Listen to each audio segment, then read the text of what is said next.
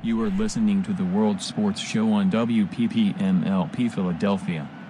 Soccer-based sports talk covering local, nation, and global soccer. Broadcasting from the Philly Cam studio in Center City, Philadelphia on 106.5 FM.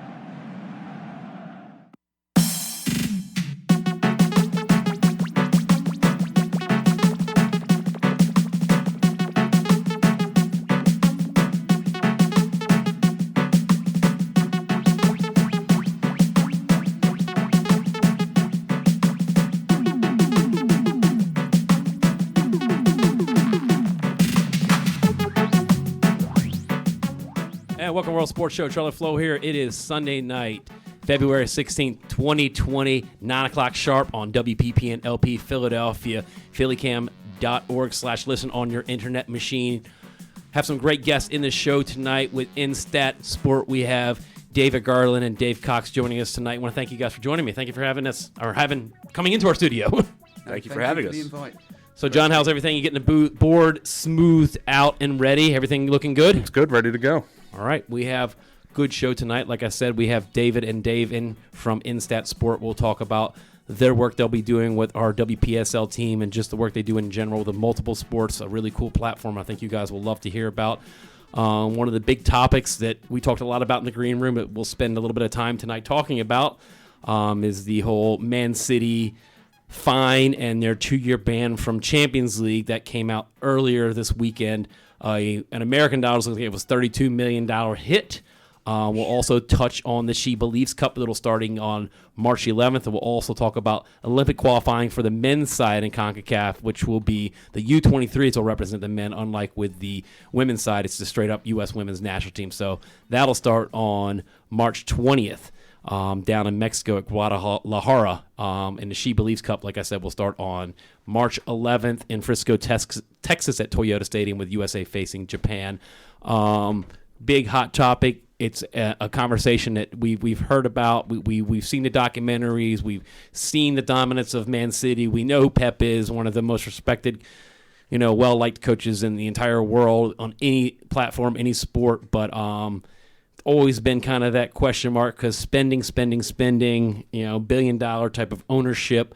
There's a FIFA fair play, and we're not necessarily as Americans used to that whole non-salary cap. You just spend and spend and spend. Somewhere just like baseball, if you got the money, you can spend it, but there is some kind of restraints on that. You do have a competitive advantage when you can just spend and not actually show the numbers that you're using it just out of your savings account almost.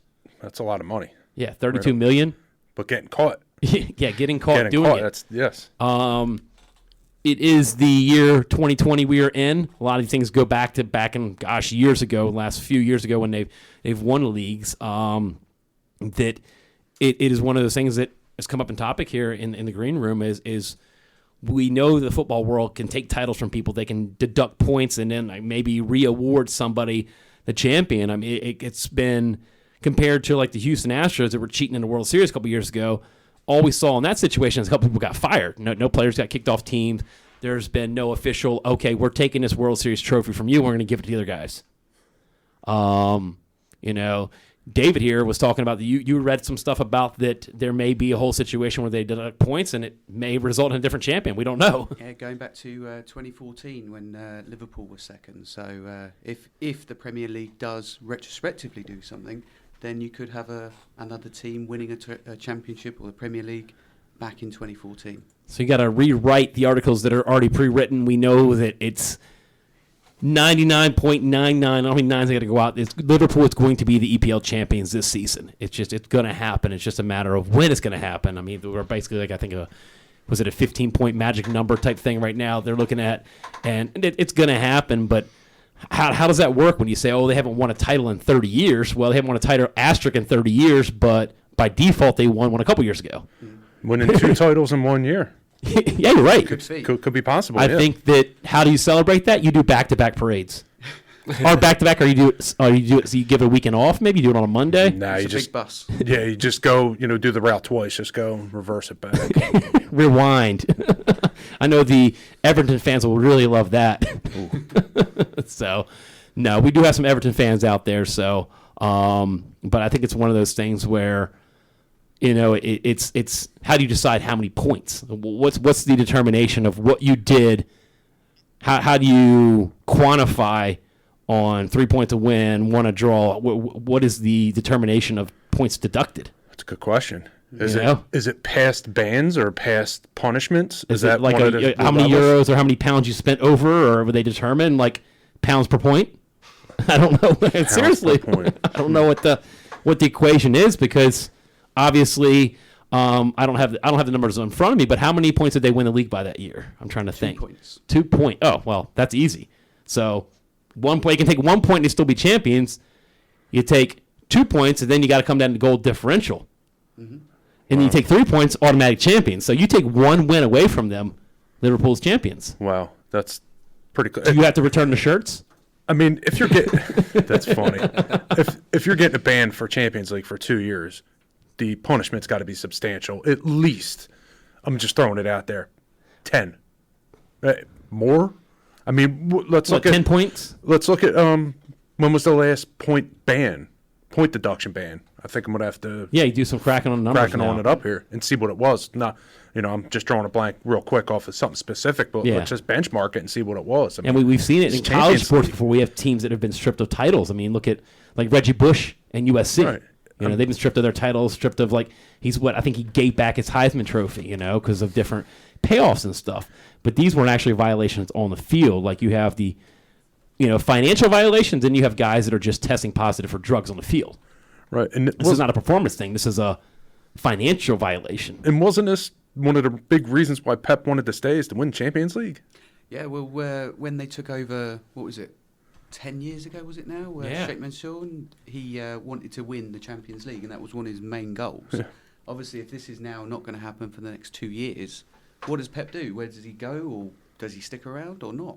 Interesting. Yeah, because we're looking at Man City's not the Man City of 3 years ago. Mm. You're looking at a high-flying, pressing team that has a bunch of hot stars that are now aging, and we're starting to see that style of play kind of wearing on players. They're getting injuries. People are figuring out that high press, because that was the new hottest thing a couple years ago. It's like, play like Barcelona. Now it's like, play like Man City. Let's press high and run. But now we're seeing the wear and tear of it, and teams figure them out. Mm. I think the whole... Now the biggest thing is it's like the Generation Klopp, that type of mentality, the players, that is the team that people are trying to emulate, replicate, and they're the hot team now. So, and, we saw obviously them win Champions League last year. They were in it, the previous, year in it, and had a blunder against Real Madrid, but it's just, Liverpool is the top of the football world right now. So you're looking at Man City making a downward spiral, and it even comes to the point where, do these players have clauses in their contract saying, that you did this, I can't play in Champions League, I don't want to play for you? I mean, it does. These are the things that are all be factors into negotiations, that you bring in your lawyers, you bring in your agents, and they can find the loopholes that, well, you made a violation, so null and void my contract because you broke rules, so my contract might not hold as much weight. So it could be ugly. Players who other teams will want to snap up if they can get them at a reduced price, then that's true. It could lead to a lot of different things. No, it does beg the difference that what is the shelf and what is the cap? I don't know all the rules of the FIFA Fair Play. Like, when is it deemed that you're paying too much? I mean, that's when it comes into that whole salary cap thing. That it is a big debatable thing in America, but I can see why you do have such a thing that exists within the NFL, that you have this limited number, so you just know this is the amount you work with and you make it work. Mm-hmm.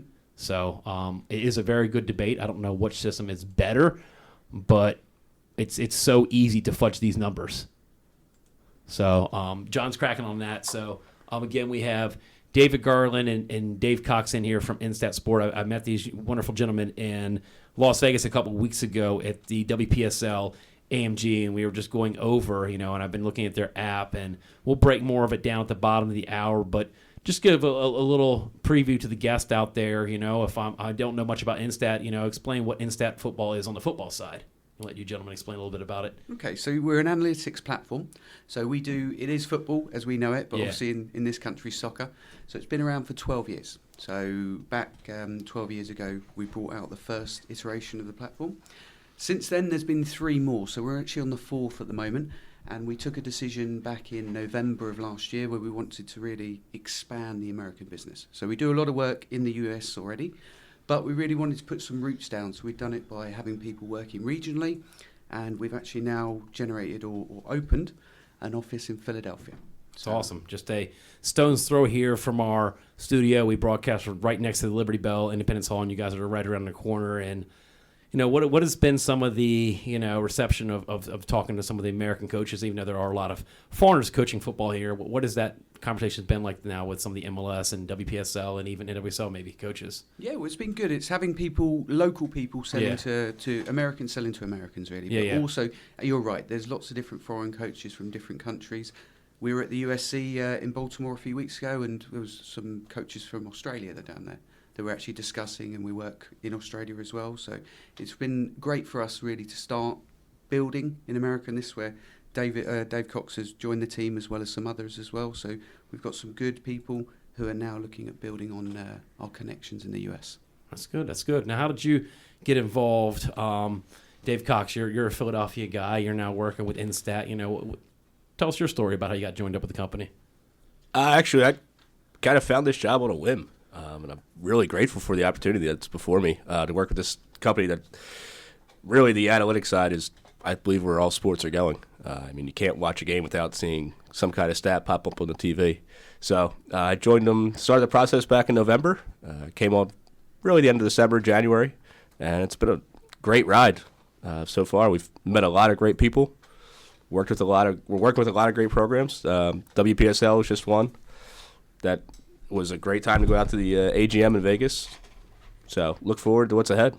Yeah, I think all of us have taken a look at the platform about basically, as a listener out there, you guys will take one of our games, and you took one of our games last year when I think it was our home opener against Ospreys, and you break down, not just, I don't need to see a highlight reel. I've seen the game, but I think you need as a coach, I think the raw data and raw stats of different types of build-ups and stats, just because it's so hard for us coaches. I always look at it as we have tunnel vision when we're watching a game. It's so hard to see 22 players. Like I always tell a lot of players on the bench during games, it's actually a game of 23 moving parts if you count the ball. And if you want to add in the two refs, you're looking at 23 plus another 3. So you're talking about 26 moving parts that determine an outcome of a game. And there's just no possible way for us to watch that. So it is very invaluable to have that information, in hand a day or two later instead of for watching. Because I remember the old school days of just watching, VHS, that's how old I am, of watching our highlights back when we were kids, back in playing in the 90s. Some of our parents would videotape, and it's just a stop, rewind, start, and just trying to figure out all the stats by hand. And you really, as a coach during a game, you can't be buried into a notebook. And I think these analytic things are so invaluable, that you guys have a pretty quick turnaround too. Yeah, we aim for about a day, 24 to 36 hours at most, which is pretty great, especially if you're playing Friday night and Sunday again. You can have your data ready. Another thing, with the quick turnaround, all of our data is clickable on our platform. So, if you want to see just your corner kicks from your last game, or with a specific player, you click on that player, you can see all corner kicks immediately. Usually it's a minute and a half instead of sitting there with the VHS tape and rewinding the film. We'll have to take those out of your vault, John. Yeah. I remember them as well, the VHS. It's terrible. It's just shows how old we're getting, I think. I think that we have to bring it up. You'll appreciate this, Mr. Garland. John has what was that VHS tape you have that you've brought it up on the show a few times? Might as well bring it up. Oh, this is going back. I had it when I was young. It was a VHS tape. It was like tough fouls and red cards. It was from like 89. I wore it thin, but it was just like all hard tackles.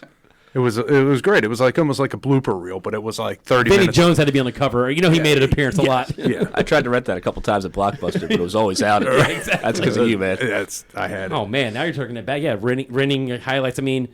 That's the life of us Americans playing soccer/football, that we would be lucky if we got a few World Cup games on every 4 years. So we didn't get the Euros every 2 years. You didn't get Euros and then World Cup. You guys in Europe were spoiled, you don't realize. But we grew up with American football on every channel and baseball, basketball. But a lot of it would be just finding a random VHS tape from an uncle or like a Blockbuster video. Just you find it. You don't care what team or what game it is. You rent it.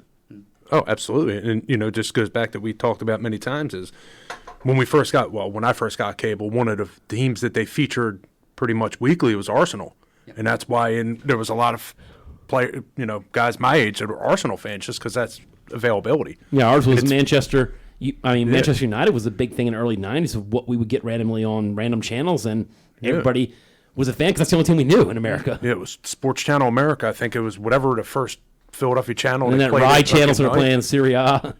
Got to hit record and play at the same time. And and you watch those tapes over and over. But it rewinds back to the point of, having analytical just makes our job so much easier. Coach seeing it laid out and not necessarily black and white, but some aspects of the game are black and white when you want to see, because we talk about a lot on the World Sports Show is there are times when we're playing 2 games within 3 days. Mm-hmm. We've got some back-to-backs, and load management is a big thing. You can't just look at a player's stat and say, she played 70 minutes, she's going to be tired. She played 60 minutes, but you look at your guys' analytical breakdown. What did she do during her 60 minutes? Mm-hmm. I think it's a very big misconception. People look at minutes played is the biggest thing to look at for footballers. Look at a goalkeeper.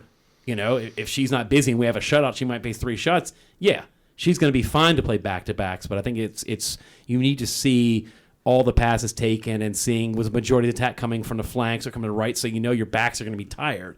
So these are the things that you guys help us with. Exactly. It's also looking at, depending on what kind of learner you are, it's like you said earlier, you're a very visual person. Yeah. So some people love that aspect on the platform where it's all videos. Other people might just want the numbers, to look at them and crunch them or download them and put them into their own Excel or different program. It's up to them. So it's giving you the customizability, really, to see the data how you wish to see it. Now, being WPSL League is a league of amateur players, we don't pay them. They're not under contract. But these are big things. I think one of the big things that really inspired a lot of people into the football world is like the movie Moneyball about baseball. The idea of analytically breaking down stats when you're dealing with a budget. And it's the same thing that this platform is used across the globe for professional teams, using to scout the fine players, using us to help, sign players. So if you have one of those players that are both on the edge that you want to bring in both, you need these stats to see how high profile the player is. What's it going to cost me? Yeah. When you're looking for that similar type of plug and play, we just had a conference call about the WPSL team is what style are you going to play? Because one of the big things is, do you bring in the best 11 or are you bringing the best players that fit your system? Mm-hmm. And this is the kind of things that are, irreplaceable to coaches that go and look at our players, because our big thing is we're trying to get our players to the professional levels, to get them full contract within the NWSL or get them over to England, mm-hmm. Europe, and especially with you being from England, David, that the women's game is growing dramatically there. It's growing like wildfire. It's getting very popular, but it's something as well from our point of view with the US market is it's so well structured over here. It's phenomenal. It's like we were at Minnesota and you had down in Blaine, I think it was. They had 52 pitches. Wow. You go to London, you might go to the south of London and you might have 3 or 4 pitches. 52 pitches. It's the size of America is so big. Crazy. I think that we probably have the similar problems to London because Philadelphia is a well-established city, but you can find basketball courts, you can find American football fields, you can even find some outdoor ice hockey, arenas. But it's just soccer isn't really that sport in Philadelphia, so we struggle to find pitches. Yeah. It's one of those, shared pitches, multi-purpose pitches. But yeah, you get out in Midwest America, even out in Vegas. I saw some layout that the Las Vegas Lights have, and just fields and fields because space is not an issue. Yeah. And it's just it's a similar thing in London that you guys have that weather, and grass fields are what we should play on. But a lot of the American fields are turf, and you can just play on turf till. There's no limitation on turf. You can't hurt it. No, not at all. No, so 52 pitches. Wow. It was crazy. You need GPS to get to your game, man. Well, I didn't see them because it was snowing, so obviously it was just covered in snow. But it was crazy. It was where in Minnesota were you? Down in Blaine. Okay. So we were down at an ice hockey convention because we also do ice hockey and basketball. But we were down there meeting with a few different teams. That's interesting because I did see that on your platform. So you do ice hockey, you do basketball, you do football, soccer. Do you do any other sports at all? Not currently. There's plans to look at possibly releasing some more sports this year. But when we'll obviously hook up afterwards and let you know and keep you guys updated. Yeah. These are things that just interest me. Just it's good topics. I think it's one of those things where at the end of the day, you get a basketball coach, a hockey coach, handball, rugby, all in the same room. We use this data very similar ways. The big thing now is player management, load management, seeing what our players actually did, and preparing for the next game using that data to help prepare. Yeah, I mean, we're talking decision making as far as like the coaches. When we're getting together, we need to make that decision not based on hunch. We need that fine data, and that might sway it one way. Just like you said, are we playing a 4-4-2, 4-3-3? Yeah, based on formation, based on the opponent. We saw that maybe you struggled here, but against this team, we know that we can exploit this certain size, and it's a valuable thing to scout your opponents. Absolutely. Break down the film of your opponents. Looking at when we play, everybody thinks about your team's data. Well, I need to break down my opponent's data, and we have the capability of seeing what our opponents did and saying, all right, we got to put a man on her. I mean, the obvious thing is the first thing people look at is, okay, she had 3 goals. We got to put a man on her. All right, well, no, how did she get the ball? Where does it come from? Let's cut off where it comes from. That's my biggest thing as a coach, that just don't let her get the ball. Right. It sounds simple, but it's not that simple. But if you see the stats that it's coming from 3 different players, like, well, you got your hands full. Right. Another thing, I mean, you get to see the turnovers as well. Yeah. We're talking about where the goals come from. Yeah. If your team's turning it over, you can click on that. It's a growing tool. Yeah, because it's funny you did mention turnover. It is interesting when players say they had a good game. Well, I had a great game. I didn't have any turnovers. I'm like, let's go back and look at the film. Let's go look at stats, because at the end of the day, film and stats don't lie. If it's a blatant turnover leads to goal, players remember that. But it's some of the small little turnovers that may not lead to anything, doesn't stick out in their mind as much, but they still are a turnover. Yes. So I think you need the breakdown on every single one of them. Yeah, and even the different dynamics. Like, example, I coach WPSL as well as junior college. So it's, as far as the education of players, sometimes the coaches don't need to give coaching points when feedback needs to be given. I mean, you just need to give the feedback. Coaches know or players know what they've done, and it's just that, just like you said, visual cues, visual learn, and that's one thing that both sides, both clubs, it's always a handy tool. Yeah, it's easy to speak post game, halftime, the next day. Well, we need to work on this and that. Showing the visual, because in my 5 years coaching colleges, we did a lot of film breakdown, and it's just one of those things where they need to see the replay. We can pull the video up, pause it, rewind it. And sometimes players forget. It's one of my pet peeves. Me and John work in media, been doing this for 10 years, is when a reporter will go up to a player, in the 73rd minute, you turn the ball over, and the player might not even remember. Right. And it's like, because they're writing it down as it happened, reporters in the stands, and even us coaches, it happens so fast that some players, we pulled up film for, they don't even remember the play. It's like, you paused at a second board. What did you do with the ball right here? Did you go left? Did you go right? Or did you just try to meg the player? And they don't even remember. I mean, shame on that reporter for picking out negatives about the game. No, it is, but we see it all the time. Absolutely, and it's funny. They come to me as a coach and ask me, why did you make that sub in the 63rd minute? What were you thinking? Where we were, and it was like a player had like 3 turnovers within a minute, and then the reporter picked out like, hey, you had a turnover. And I'm like, I think I had 3. Exactly.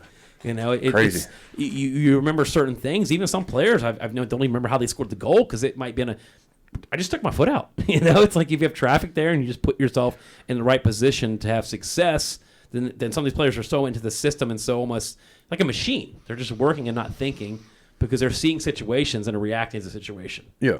There's not a lot of thinking really going on. It sounds like kind of cliche and dumb to say, oh, you weren't even thinking. Well, if you train and direct players, there's not much thinking. It's more reaction to situations that they see a better choice. Right. So. Yeah. And then just my question I'll throw at everybody is, when a new coach comes up to you and says, hey, this is what I'm looking for, like the first thing that sticks out, like, corner kicks, or what stat do you think they're looking at the most? That's a good question. I mean, I have one in my mind that I'm like, man, if I had it, this is what I would look at. Yeah? What's that? In your mind? Well, put them on the spot, Dave. Question with a question. I like that, yeah. It's one thing we do talk about, and we do talk about corner kicks often. That's a stat that really tells a story, a quick glimpse of the game. And, we had this, we pitched around like a funny, like a formula, like corner kicks, turnovers, shots on goal equal a win. Like if you can achieve this. So I think that's, corners and how they were achieved is probably one stat that I look at often. It's true. I never thought about that. How the corner was achieved. Yeah, no, it's a good question. Off of a shot, it was a save, or just a defender just literally kicked out of bounds because of desperation. You know, there are a number of different parameters within the platform that you can literally select and everything. So what we'll do afterwards is we'll actually go through it and we can see if there's a specific one on there. Yeah, that's neat. It'd be good to see it, and also probably from a specific game we could look at that you're thinking of, because you're probably thinking, I remember this, and let's see if it's on there and if we can actually look at it directly. Yeah, it's even the thing that sticks out of my mind is when you say turnovers, it's where the turnover happened. And a lot of it you'll know where the turnover happened by the player. You know, if I see that my backs are having the most turnovers, well, we need to stop. Maybe we don't be a team that possesses the ball in the back. You know, maybe we go the old school, you know, dump it over the top, you know, but that's a painful stat because, you know, just because I serve the ball and it gets taken doesn't mean that I was the one that should have been in the spot. Yeah. So it's a... No, it's true. It's true. It is. Like, I could send a ball and you didn't make the proper run, so it shows up as turnover. It's the same thing with, like, quarterback makes an interception because the guy didn't run the right route or he dropped the ball. Yeah. You know, so it's definitely those kind of things. You see that player, then you go back and watch her highlights and find out where were the turnovers, and it's almost. I look at the field when I work coaching one of my youth players. I break the field down in 3 colors to keep it very simple. I looked at there's like a red zone, there's like the yellow zone, and then there's the green zone. And now if we've got the ball and we're going forward, the first third of the field within our 18, that's red. Like, you got to be very careful with your possession there. Get rid of it. The yellow area, you can make mistakes there. It's not as urgent to recover. It's kind of like, you know, yellow light, but sometimes you got to go fast with yellow light. Green light is you make the turnovers up top of the field, you have time to recover. So it's just, I've learned with kids, you color code it, you know. So that's just, you know, one of the things that I use red zone is my big thing with my youth players. You know, anything within the 18-yard box, it's just how you play the ball, where you play the ball, and your urgency when it's a turnover. Well, if you were Serie A, you'd flip that upside down. Be green in the back. Take your time, but then when you get it up front, shoot. Well, I don't exactly have Buffon in goal. Right. No. or some of the Italians like Paolo Malandini, guys like that in the back, you know, that it is interesting too with a style of football that the game has changed and evolved. Like, good friend of the show is Jim Curtin. He played center back, Chicago Fire, and he still jokes that he might not be able to play center back in the MLS now because they're requiring center backs not just be tall, aggressive, clear the ball, destroy somebody. You got to bring the ball down with touch and distribute it. So who are we going to blame for? I'm sorry, God. No. Same with the goalkeepers though nowadays, yes. isn't it? So wait, I got to use my feet? Are you kidding me? And I'm going to almost blame like Barcelona for ruining the center back for Thanks, me. Man. I can't just go get these beats that can clean clock. Yeah, right. It's like the center back. You know, how many passes is a center back going to make? When I played, you made like 4. Well, my college, to be our honest, best year, we were nationally ranked. Our best distributor of and most free kick score goals was our right center back. There you go. You know, distribution, he was point guard. It's crazy. That is a position that he would take the ball up the field to at least half field and find somebody. Right. And you're holding midfielder, center backs, and now are the distributors of. Before it was just hold, destroy, center backs, hold, destroy. Hold, destroy. Hold, destroy. That's all I coach, man. I mean, I think it's where we were all, I wouldn't say victims of, because we had a system that worked back in the day. We didn't even have, we had stopper sweeper. My God, I'm even more old. You know, stopper sweeper, but it changed the game. That's why analytical things are so important. It isn't just clearing the ball out, finding your right back, finding your right midfielder or your flank player. Now let's bring the ball down and make a play. Yep. Try to beat a forward. Sure. So one thing for youth coaches, what do youth coaches look for when you do talk to them, like at the convention? Like coaching the younger guys, like U12, U14s. Well, it's when we were speaking to them, a lot of questions were about obviously having access to the videos. So if they've got a game or they've played and they upload it, we can break that down as well. So it's looking at how, if we've got access to the video, we can break it down for those coaches, and then they can look at the minute details and go through it. But specifically, I haven't got one off the top of my head that I was speaking to anyone at the USC or anything. But yeah, it varies from coach to coach, is what I find a lot. Speaking to a guy last week, and he was very much a visual learner as well, and he liked some of the graphs in the previous iterations of the platform that we did. You look at his analyst, she loves numbers, so she likes to look at all the numbers and pull the numbers around and manipulate them herself to see what she wants to see. So it all depends, and that's why it's good from our point of view. being able to provide something that is customizable and you can move around if you need to or you want to. Yeah. I think, David speaks about the coaches. I spoke with coaches about the player access with our platform. So when your team signs up, we have an option for your players to have access to our platform as well, whether that be getting PDF reports individualized, send them after the game, or they can go on our platform and they can see themselves and become their own visual learners and their own toughest critic and see the highlights, whether it be the turnovers or goals. So, like David said, it is very customizable and it's tailored. So, I mean, it really depends on the team and, how the team functions. Yeah, I mean, we have a generation now, and we look to our advantage. We are the electronic generation. We have tablets, we have phones, we have laptops. Your app is available on any type of platform you want it. So I've got my laptop here in the studio. I've got my phone next to me that And I the have calendar. on both. Yeah, and I do let everybody know out there, we already can see it. I still use an old school hand calendar. I still draw my sessions out on paper sometimes and then digitize them when the time is right. Sometimes the time never happens and you leave your notebook sitting on the field. It's funny. So, but I think that players sometimes, after games, it's one of those things where sometimes that you hear these coaches, we don't talk to players 24-hour rule, or we don't talk about the game till next practice. There's no hard set rule that I have as a coach. You have players that whether win or loss, they want to know right away. And it's one of the things where you guys can break it down within a day or two. That hey, we might not have training for a couple of days because you got to give your players a day off. Maybe on that road trip home or when we're away for a week or so, they just want to look and see because they're students of the game. And it makes it so much easier as us coaches that they can go review themselves because it's easy for a coach to criticize, but when a player looks at their own stuff, they can digest it however they want.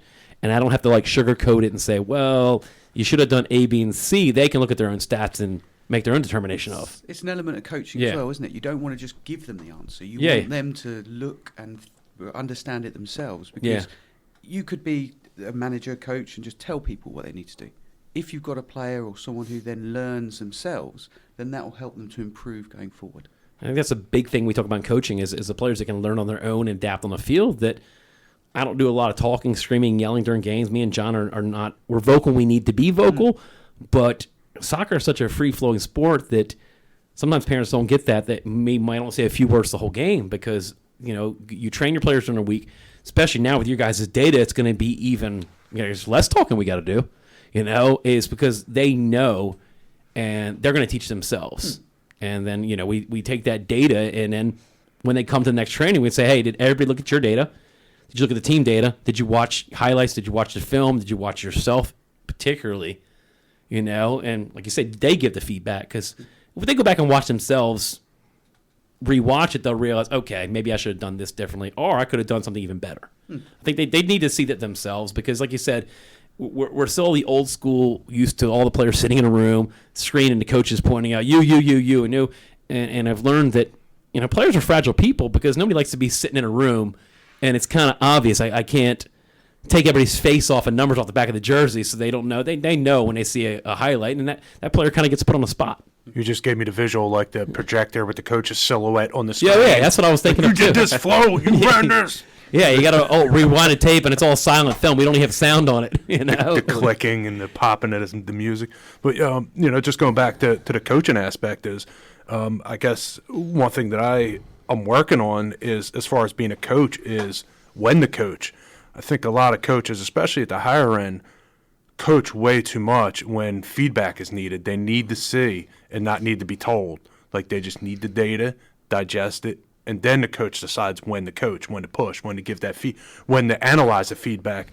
But the actual feedback and coaching are totally different, and you can start seeing that at the higher level, the pro level, Pep, we talk about, Klopp, and these guys know when to coach and how to coach. So that's the main difference, especially, going down to conventions and talking to the best coaches is they know when to coach. And I think that that's something that, if you got a platform like this, you don't have to coach. You just need to give the feedback, and that's what needs to be delivered. They're going to coach our team this year. We're not going to do anything. They're going to coach. Yeah. They didn't realize they got signed up to coach our team this year. Right. And we're just going to run the training sessions. I mean, there are, so we are on radio. You guys can't see out there. David and Dave are very well dressed. I came from coaching today, so I'm still in the sweats. I'm in my my tracksuit, or here in South Philly we just call it a suit. Tracksuit. Yeah. Luckily, our office is very close, and we'll be able to run InStat and your team from our office. Right. That is true. I can physically have player deliver the video to you. You'd be like, no, you could just email to me or just put it on the internet. Show up with a VHS. Yeah, that's the thing. I'm going to find a VHS and app. Can you convert this for me? You're like, oh, Bike carrier. Center City bike carrier. yeah. How would you you have Get to your lunch delivered and the game film. So let them know you're listening to World Sports Show on WPPN LP Philadelphia 106.5 on your FM dial, phillycam.org/listen on your internet device, machine, phone, Android, Apple, whatever you got. Check us out. I believe that we're on some couple different apps too, John. I saw that in the studio. Was it TuneIn app we're on now too? TuneIn app, yeah. Check it out, TuneIn app. So we're on there too. So I think that's several different mediums you can find us on. So you can rewind and play and record on your VHS. Record just audio. Wow. Cassette. Cassette player. They're coming back. They're coming back, man. I've seen musicians starting to re-release their stuff Vinyl, now on not in vinyl. They're going to cassette. Really? Yeah, people are. It's crazy. Like I remember just shopping at one of my local box stores, seeing Stranger Things on VHS. That's funny. They're gonna have these whatever generation we're at now. We're at Y or something, or I don't know where we're at now, but Millennials. Yeah, we're past the millennials. But whatever the 20-year-olds Generation are. Z, is it? Or is that what you Z, are? or? I don't know how old you guys are, but I think it's the it's the no. I don't know. I don't. You know what? If I worked at a circus and guessed people's age, I'd get fired. So it's interesting how the things like people are like bands are putting their stuff on cassettes and putting them on like VHS now for like old, like they're re-releasing movies on VHS. I think now if you want to be hip, you got to go 8-track. 8-track? You got to go 8-track. It was never big enough, but we can make it big. Yep. World Sports Show now available on 8-track. 8. Call it from your bag phone as well. Yeah. You have to wind it first. Really long cord. Like those old Army phones back from World War II. Right. I mean, they have huge battery life. The battery's a backpack. It weighs like 300 pounds, so it better last. Right. You're never going to get that 2%, popping up in the middle of the show. No, I mean, I'm excited to use the platform. Me and John have already peeked at it. Like I said, you broke down our home opener. Luckily it was a good result for us, a 1-1 draw in our first ever home match. Definitely looking forward to, just having the data, using the data, and pretty much tell the listeners out there what's the parameters if I am, a prospective like coach, whether it's youth, college, pro. Hey, I want to use your app. What are the requirements? What do I need to submit to you guys to make it work? Best thing to do is get in touch with us. Yeah. And then what we'll do is look at, obviously, do we have the video? Or is it video available? Some coaches we spoke to, and going back to the earlier question, they don't actually record the matches. So that's the first stage. So we can't break anything down if we don't have the source. I can't just mail you a letter with all my stats. No, sadly not yet. So first things first. Get a video of the game. If it is, brilliant. Now, another thing we have to do and look at is it clear to see the numbers and the roster and everything like that? So again, going back to if we can't see it, we can't break it down. But if we can even say if you've got a coach listening now and they write, I've got a game from 3 weeks ago. Okay. I just want that game uploaded. Get in touch with me or Dave Cox, and then we can upload that. We can break it down, 1 game or 10 games or 100 games. Depends on what the clients or prospective clients want. So the biggest thing is get in touch with us, reach out, let's have a chat and see what we can do individually for these people. Yeah. That's awesome. Because at every level there's different requirements, that John and I have the, pleasure of being able to coach young kids. I mean, I got a U9 team, 2 U12 teams, and a U17, and then the women's WPSL. So it's every different level, different fields, different things we're looking for. But, I think it's parents too, when you see, I think parents want to see that too. And I think that parents are really going to start buying into these things because they want to see what their child did. The big thing you're educating parents on is when you're trying to teach a kid a style of play and not worry too much about the result, because we are such a result-driven society. At the highest level in EPL, it is 100% results-driven.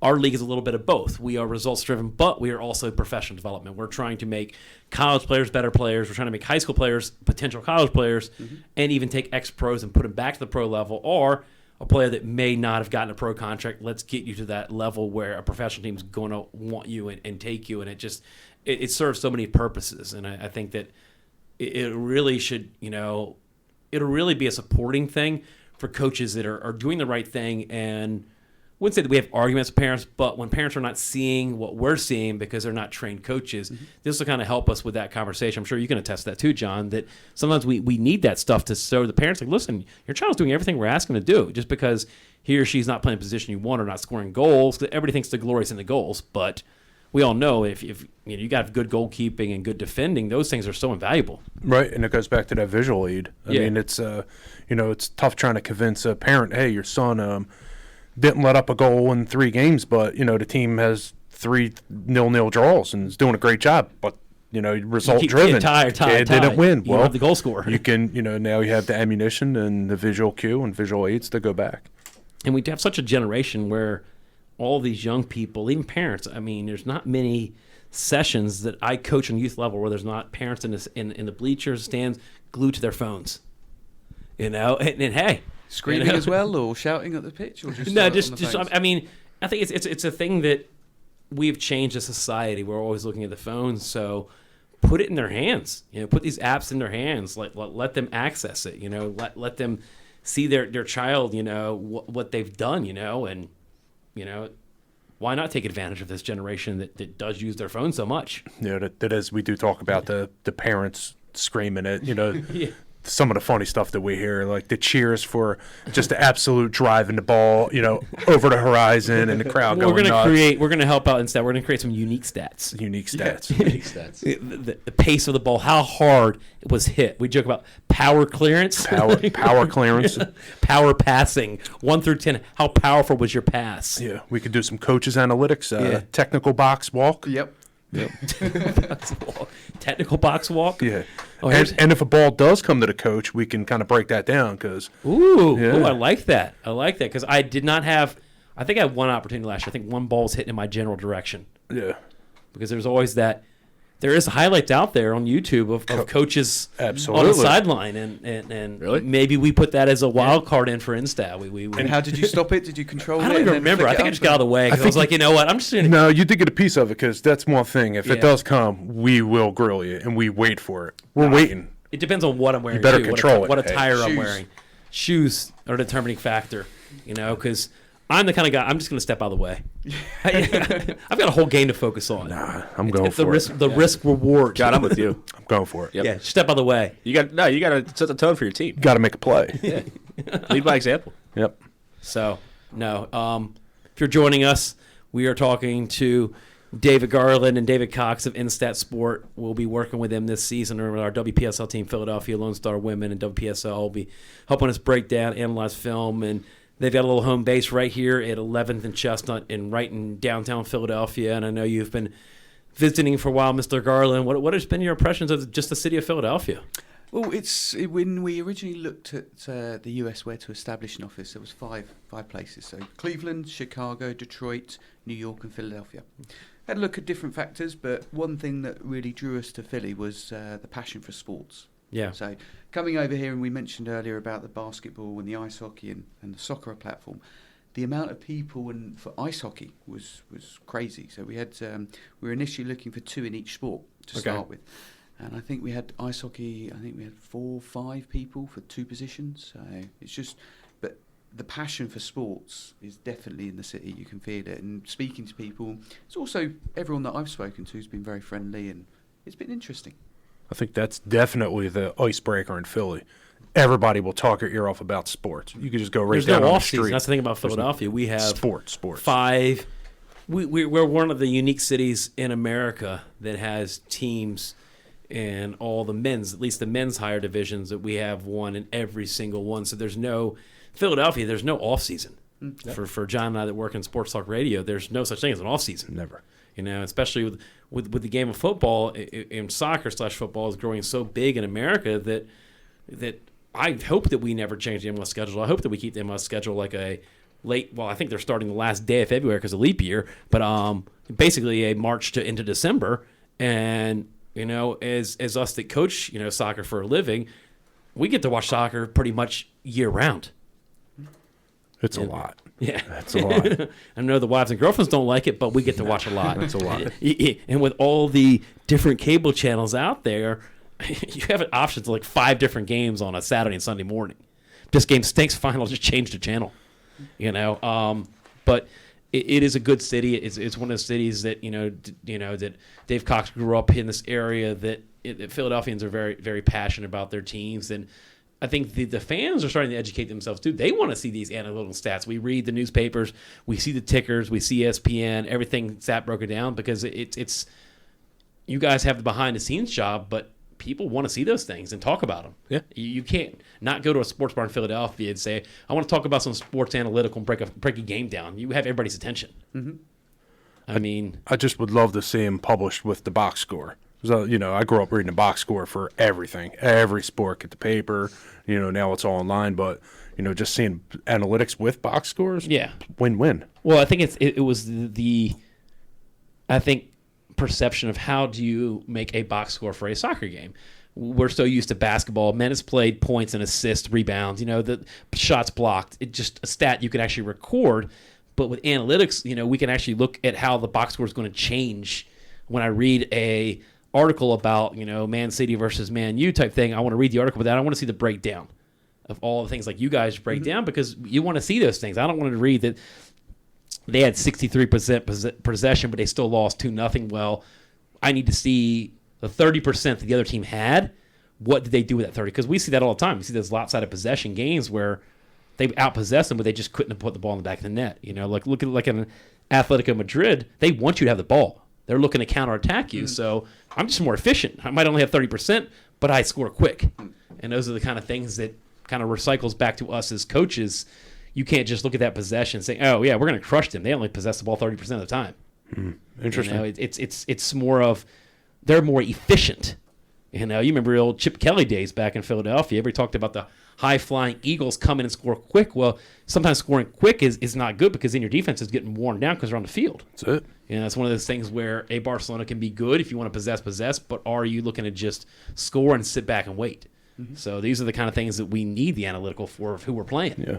So let's real quick talk about the stats. So what are you got any stats up your sleeve? Some like real formulated stats that we haven't even got to see yet or anything like – Now he's put me on the spot. Yeah, I'm putting you on the spot. You can throw it back, just I haven't got anything right now. Dave, what kind of stats would you like to see? So exactly. You made it very vague. Because that'll buy me a minute on my laptop to pull up. Sure. Stats Just doing I look at across sports. Even going to baseball, like WAR stats, wins above replacements. I know it's not really talked about in soccer that much, but I'm interested to see. Because you guys do the platform of hockey and basketball, so yeah.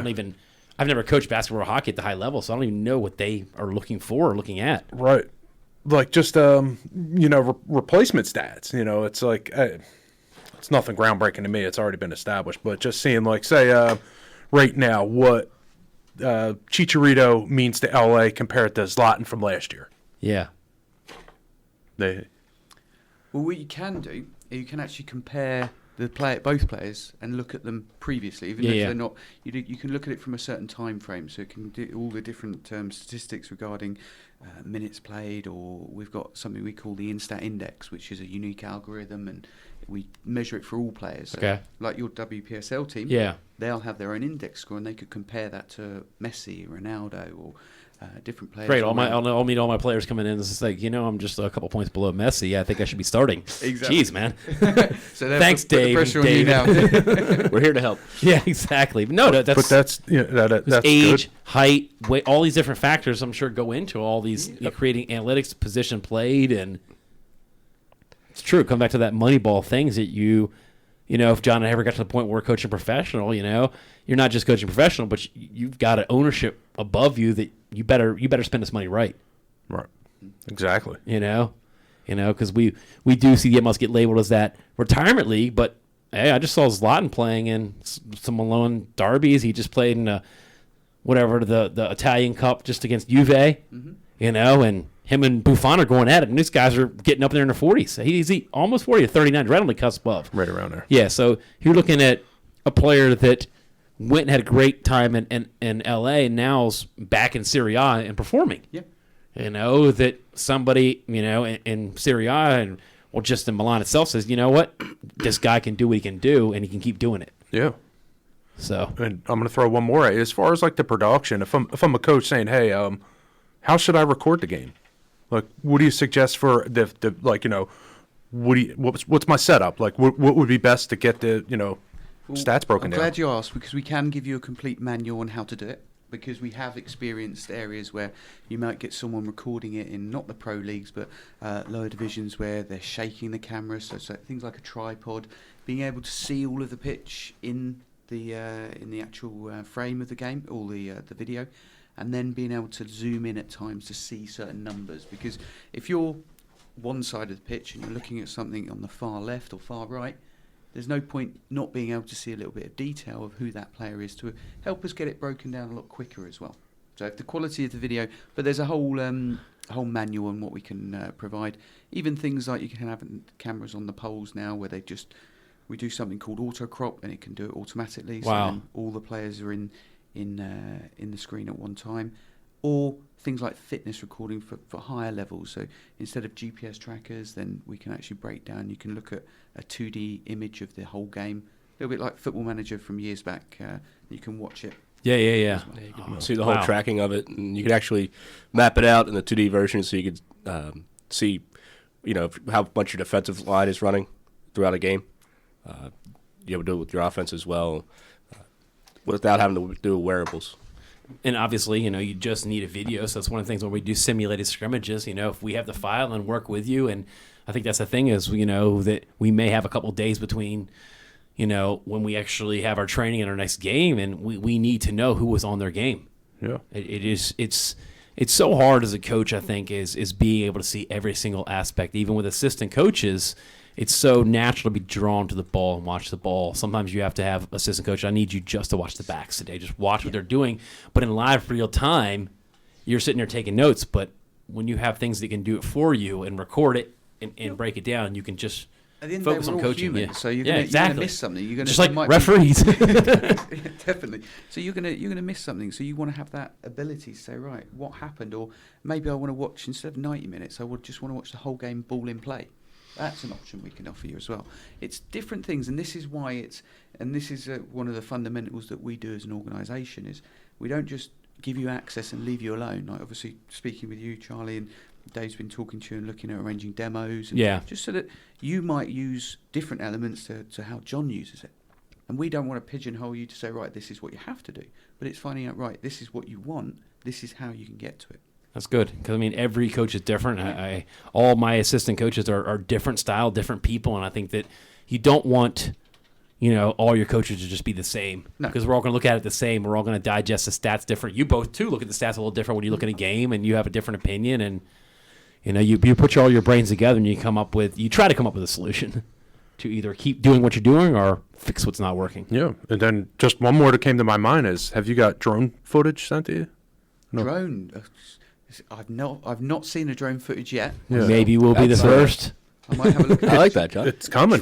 It's drone, yeah. I mean, You have with the NFL's camera? the sky cams, with the cables, which I found out the XFL is the one to introduce that. Is it? The only good thing that came out of the original XFL, they apparently were the first one to use that cable That's cam. a little harsh. What? The best thing that came out of the original XFL was the Don't mind the cable cam. 200 players you gave sweat and broken bones, but you're just going to say the cable cam. Man, leave it to My bad, Tommy Maddox, because I think Tommy Maddox won. They called it the $1 million bowl back then. Wow. Yeah, $1 million for the winning team. I'm like, $1 million? Some of these guys get $1 million per quarter in the NFL. Yeah. It's like $1 million. Wait, we got to split it? We don't each get $1 million? It's like, let's just take that money to Vegas. So, no, it's analytics, stats. It's a big breakdown. It interests me too. I would definitely love to take a crack and look at it, because I love ice hockey. Me and John are very big Philadelphia Flyers fans. We cover the Philadelphia Flyers from a reporter stand view, and it's one of those things where I just love to see some of the demos of what a hockey game looks like, because I've never coached hockey. I can't even ice skate. So I just definitely want to talk to you, Dave Cox, about how even that is, because that just... Yeah, I mean, just to see it and just see, ice okay, hockey. I don't even know what I'm looking at. No, I mean, I'm an actual ice hockey coach, so. Get out of here. I did not know that about I you. was Wissahickon, so I Oh. coach 16U. Really? Yep. So, kind of. Yeah. I know it's a football, so I didn't want to go hockey, but. No, it's sports and analytics. It's something that I think we feed and learn from each other. A hockey coach can teach a soccer coach, vice versa. I mean, that's when I came on board. It was, like David said, the passion of the city is everyone loves sports. So, hockey. I do a little bit of hockey for InStat, but I mostly do soccer. Okay. But it's really easy to work both tables. Okay. But as a coaching perspective, all my data is here. Yeah. And like I'm keen on turnovers. Turnovers lead to goals on both sides. There's positive ways to reinforce that, and then there's always a negative. Exactly. You hear the parents screaming, everything else. But InStat is a great teaching tool for the coaches to work with each other, but to grow and develop their players.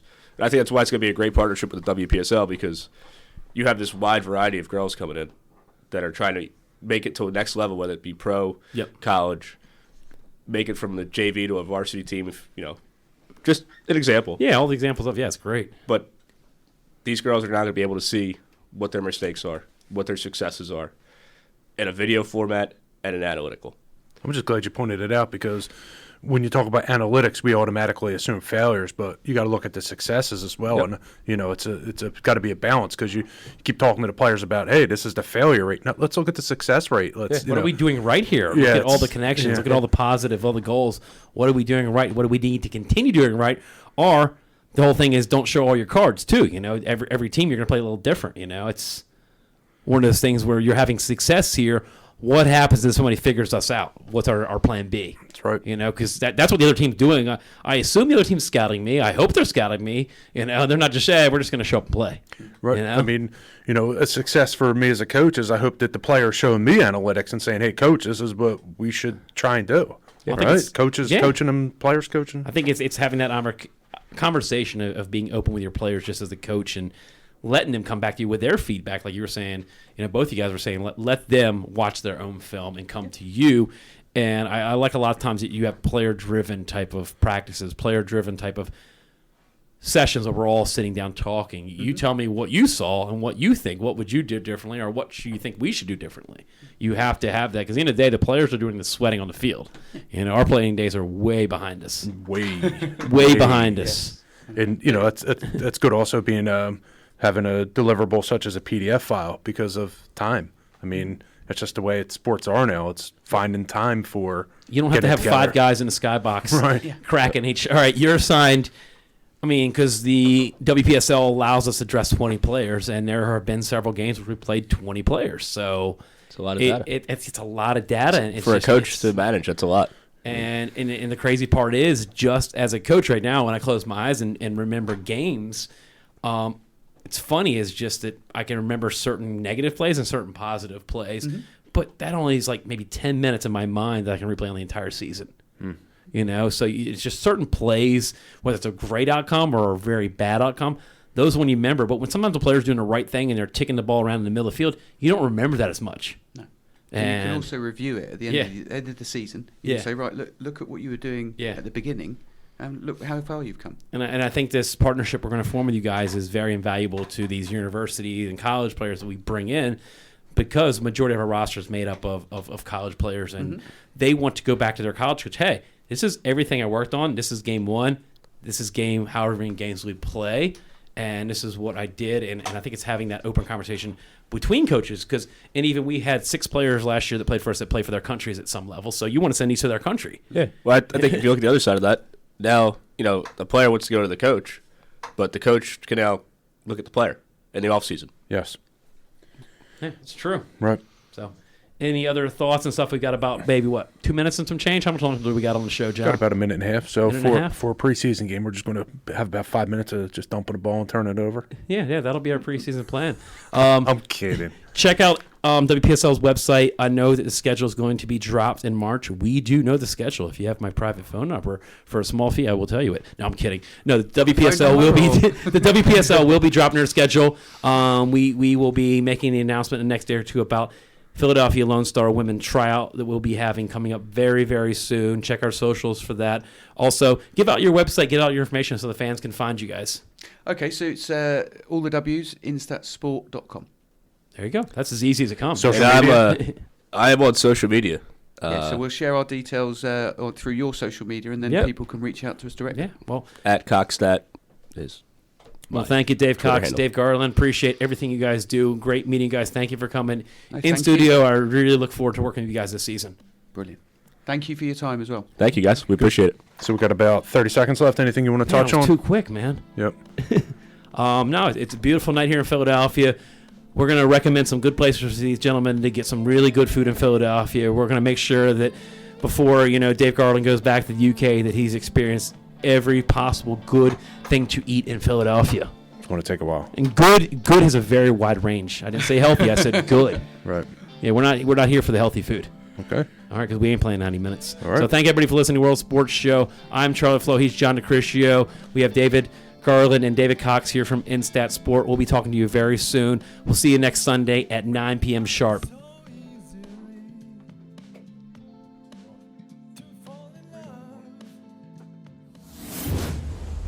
Thank you for watching a World Sports Show production. For more info, go to worldsportsshow.com. Thank you for watching a World Sports Show production. For more info, go to worldsportsshow.com.